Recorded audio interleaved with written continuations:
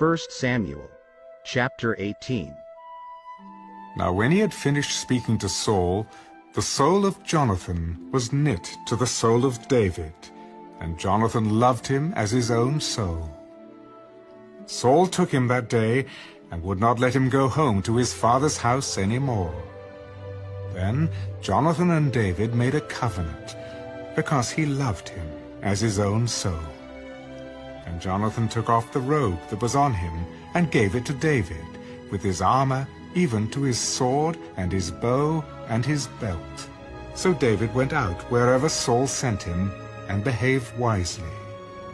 And Saul set him over the men of war, and he was accepted in the sight of all the people, and also in the sight of Saul's servants.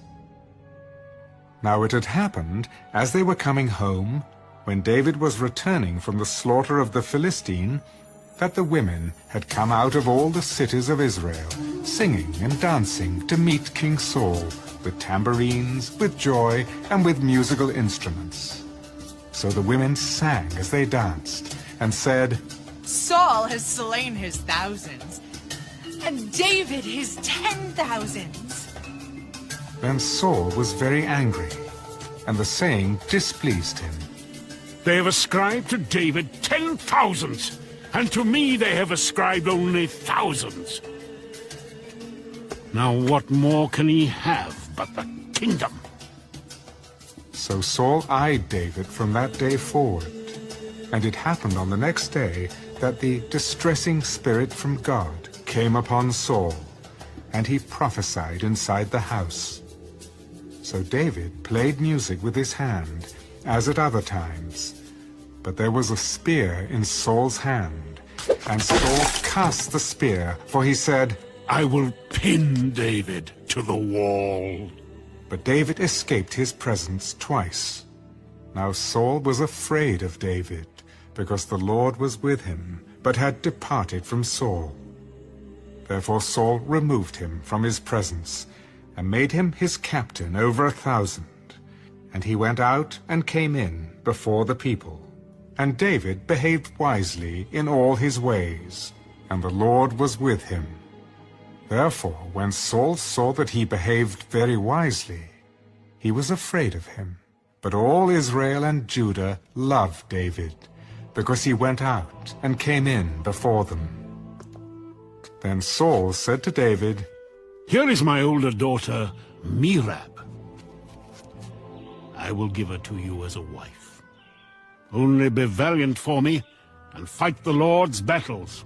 For Saul thought, Let my hand not be against him, but let the hand of the Philistines be against him. So David said to Saul, Who am I?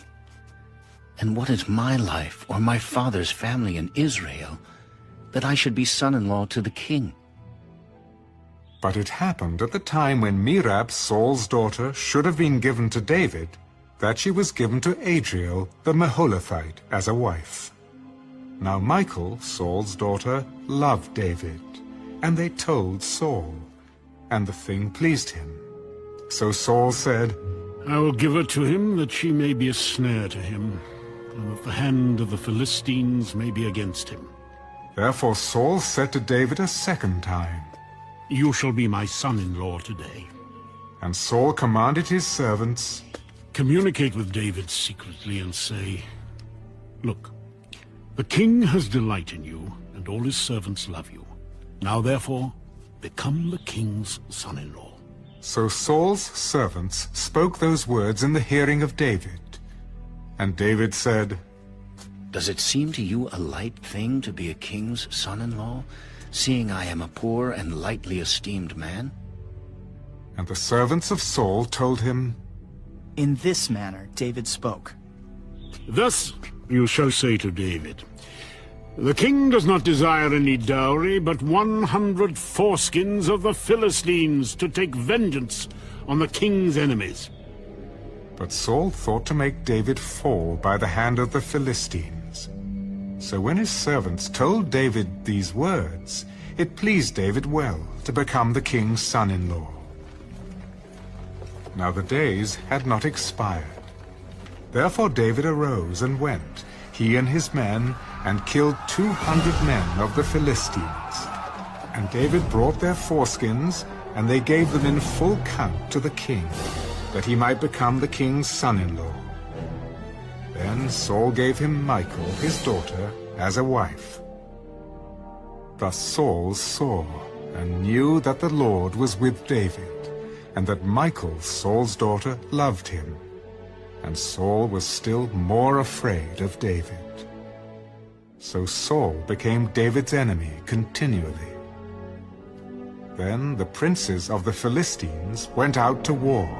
And so it was, whenever they went out, that David behaved more wisely than all the servants of Saul, so that his name became highly esteemed. 1 Samuel, chapter 19. Now Saul spoke to Jonathan his son and to all his servants that they should kill David. But Jonathan, Saul's son, delighted greatly in David. So Jonathan told David, My father Saul seeks to kill you. Therefore, please be on your guard until morning, and stay in a secret place and hide. And I will go out and stand beside my father in the field where you are. And I will speak with my father about you. Then what I observe, I will tell you. Thus Jonathan spoke well of David to Saul his father.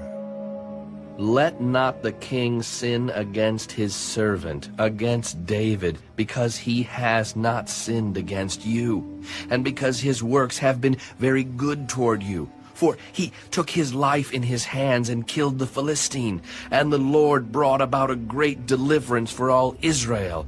You saw it and rejoiced. Why then will you sin against innocent blood, to kill David without a cause?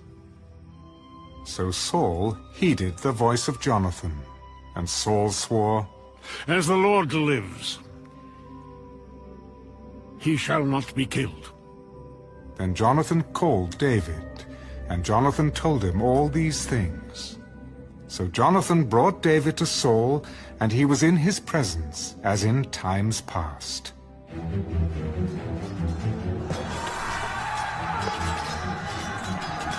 And there was war again. And David went out and fought with the Philistines, and struck them with a mighty blow, and they fled from him. Now the distressing spirit from